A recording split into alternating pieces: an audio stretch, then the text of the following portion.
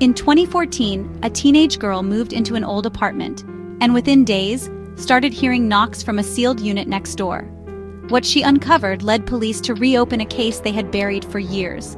But the scariest part? The man behind it all was never found.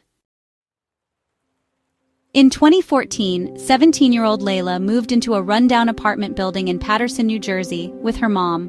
Her father had died in a car crash earlier that year, and this place, though creepy, was all they could afford. The building was old, quiet, too quiet. Tenants were polite but strangely stiff. They kept their heads down and rarely made eye contact. No kids played in the hallways, no dogs barked, just silence. Their unit was 6A. Next door was apartment 6B, door taped shut with faded yellow police tape. When Layla asked about it, her mom shrugged. Probably some crime years ago. The super said it's empty now. But later that evening, in the elevator, an elderly man whispered to Layla, "If you ever hear knocking from 6B, don't answer, no matter what."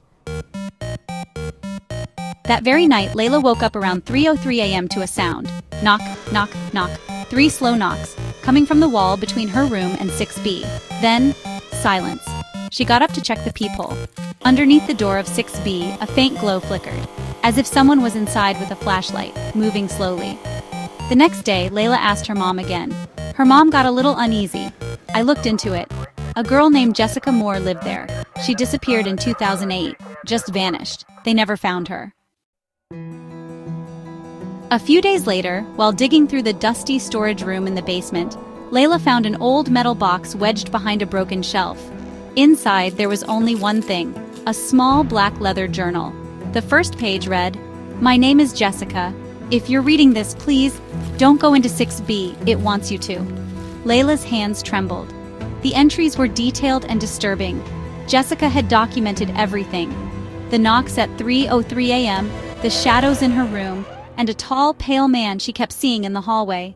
She wrote that her dreams became haunted by his eyes, icy blue like broken glass. Layla slammed the book shut. It felt too real, too familiar. So, Layla, who was honestly kind of obsessed with true crime, started digging deeper. In these old crime articles she found, she uncovered something honestly terrifying. Since 1998, girls had gone missing from the same building every 3 years, always in September, always from the 6th floor. The police, though, never connected the dots. But there was this one witness statement that popped up in almost every case. Someone had seen a maintenance man, tall and thin with these piercing blue eyes, fixing things around the building just days before the girls disappeared. But the weirdest part? No such employee ever worked there. Every name he gave was fake. One night, Layla went to get some water. The apartment door was just slightly ajar, which was, honestly, really strange. She leaned forward to close it, and then just froze. At the end of the hallway, right in front of 6B, there was a man. Tall, completely motionless. His back was to her, but then, slowly, he turned. His face was pale, almost waxy. His lips were gray, and his eyes, they glowed with this cold, bluish hue. Totally inhuman. He smiled. Just a little. "Mark Evans? Welcome home." Layla slammed the door and bolted it shut. Terrified, Layla installed this tiny spy cam outside their door, aimed directly at 6B. The next morning, she reviewed the footage. At 3:03 a.m., the door to 6B opened all by itself, and Jessica, the girl who had vanished 6 years earlier, stepped out.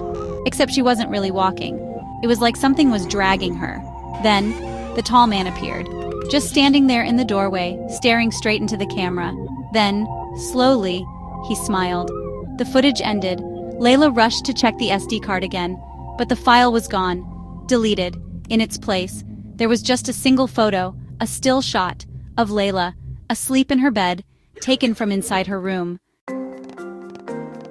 Shaking, Layla confronted the building superintendent. He sighed and then finally admitted the truth. In the late 90s, a man named Mark Evans lived in 6B. Used to be a maintenance guy. After his wife died, he started acting strange. Girls started disappearing after that, always from this building. Police finally raided his apartment in 2009 after complaints of a horrible smell. They didn't find bodies, but they found a soundproofed room with chains and dozens of photographs taped to the walls. The photos were of the missing girls, taken while they slept. The strangest part, they never found his body. It was like he just dissolved.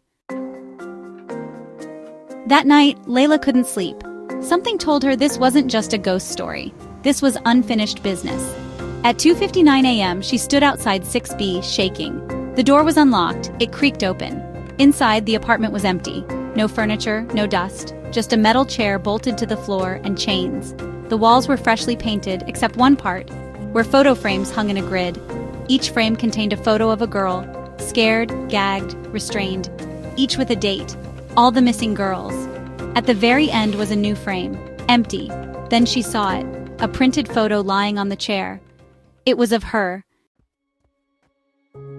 Layla turned around. He was there, the tall man, Mark Evans, eyes glowing, no shadow beneath his feet. Mark Evans, you've been chosen. Don't fight it, they never do. She ran. She doesn't remember how she got out, but she woke up hours later, collapsed in the hallway, wrists red and sore like she'd been tied up. She was taken to the hospital, her story dismissed as hallucination. No evidence remained. 6B was empty. Again. Layla and her mom left New Jersey, started fresh in another state, but the nightmares didn't stop. She kept seeing him, in reflections, in her dreams, on random buses and crowded stations. He was always there. A year passed. She started to feel normal again, until one day she got a call from a local detective in Paterson. Another girl had gone missing from the building. Same floor, same time, same pattern. Her name? Megan Holmes. But here's the real twist. When police searched the storage unit in 6B one last time, they found Jessica's journal again. And on the last page, the name Megan Holmes was written, in ink that hadn't faded, like it was written just days ago. Some monsters don't die, they adapt. And sometimes they live in places no one dares to look. Behind a door you were told not to knock on.